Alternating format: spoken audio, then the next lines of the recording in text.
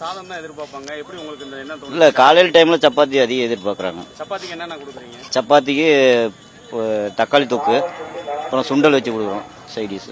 இப்போ சேலத்துல இருந்து இங்கே வரும்போது இங்கே சாப்பாடு போடலான்ற ஒரு எண்ணம் வந்ததா இல்லை இங்கே வந்தோன்னு தோணுச்சா? மெட்டீரியல் அங்கே இல்லை, மெட்டீரியல் எல்லாமே அங்கேயே ரெடி பண்ணி தான் கொண்டு வந்துக்கிறோம். இது மாதிரி இடங்களுக்குலாம் போய் சாப்பாடு போடுவீங்களா இல்லை இதான் முதல் முறை? இல்லை, இதுதான் முதல் முறைங்க.